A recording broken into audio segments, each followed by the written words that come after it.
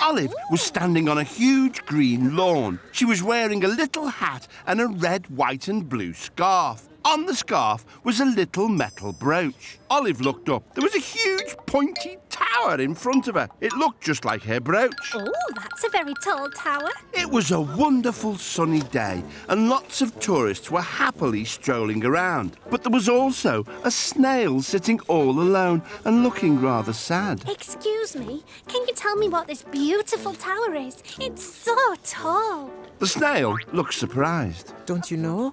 This is the famous Eiffel Tower. It's beautiful. I'm Olive. What's your name? I'm Michel Michisson. Nice to meet you, Michelle.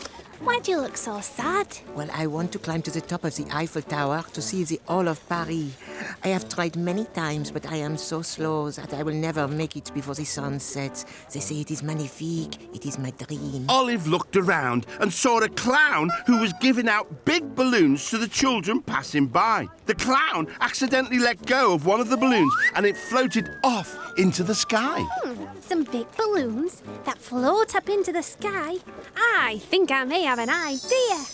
Excuse me, Said Olive to the clown. I wondered if you could help me put a smile on someone's face. Of course, I am a clown. That's what we do. Can I borrow a balloon, please? The clown nodded. Olive took a big red balloon from the clown and tied it around Michelle. But nothing happened. What are you doing, Olive? Asked Michelle, confused. You'll see. Can I borrow another balloon, please? This time the clown passed a big blue balloon to Olive, who tied that to the snail too.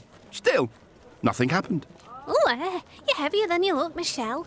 I think I'm going to need to borrow all those balloons, please. The clown gave Olive the rest of the balloons, and she tied them all over Michelle and quickly hopped onto his back as he started to lift off the ground. Oh, Olive, this is amazing. Okay, we're flying. They floated higher and higher, passing the first floor of the Eiffel Tower, then the second floor, and finally they were as high as the Eiffel Tower itself.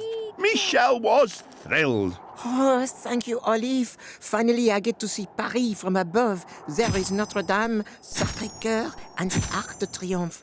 Everything is so amazing. Bagag, what a view. However, after a while, Olive realised she hadn't thought about how they would get back down. We can't float about here all day. No, besides, I really could do with some lunch, you know. Maybe a salad. It was then she remembered the Eiffel Tower brooch attached to her scarf. Oh, I know what to do. She took the brooch off the scarf, opened it, and popped one of the balloons with the pin. Then another, then another. They started to drift slowly back down to the ground. People watching clapped and cheered as Olive and Michelle gently landed. Thank you, Olive. You made me smile again and made my dream come true to see Paris from above. It was a marvelous adventure. Yes, it was. I'm glad I managed to cheer you up.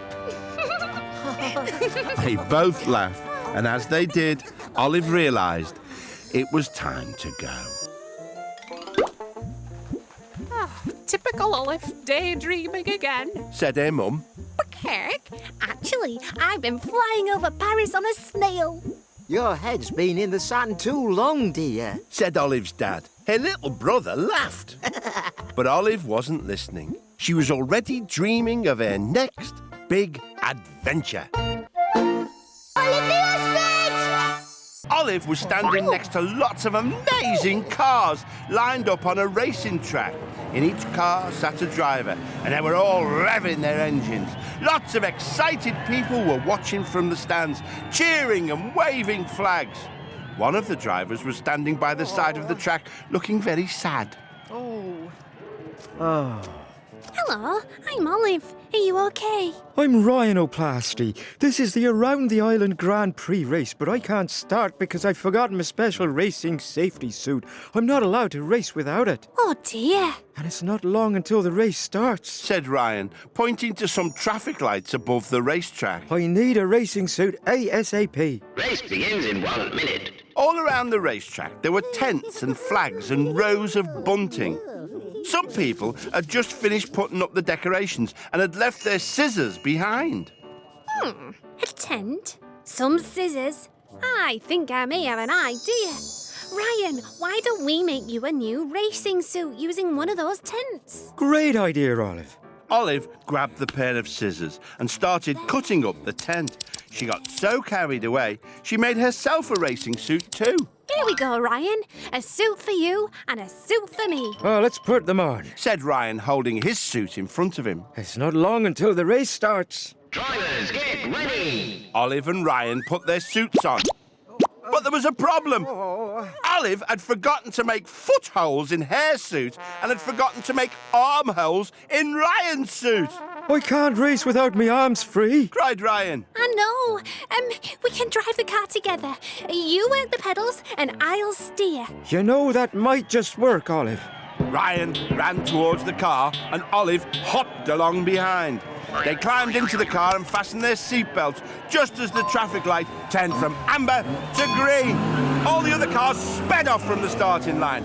Ryan and Olive were left behind. Ryan hit the pedals and they zoomed off. Olive and Ryan raced around the track. Olive turned out to be an excellent driver.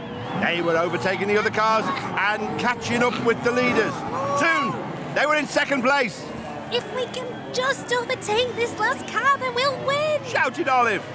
Ryan gave an extra burst on the pedals, and they were just about to overtake the leading driver when he swerved right in front of them.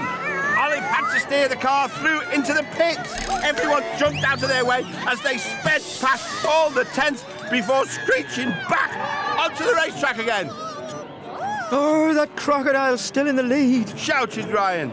Olive and Ryan made one last effort, but it was too late.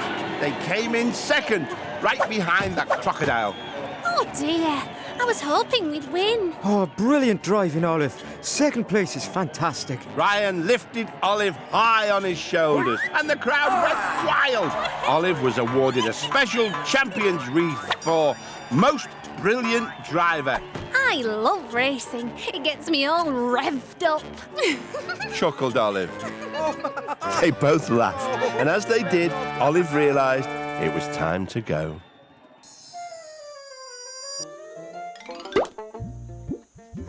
Typical Olive, daydreaming again. Said her mum. Gurk, actually, I've been driving a racing car with a rhino. Your head's been in the sand too long, dear. Said Olive's dad. Her little brother laughed. But Olive wasn't listening. She was already dreaming of her next big adventure.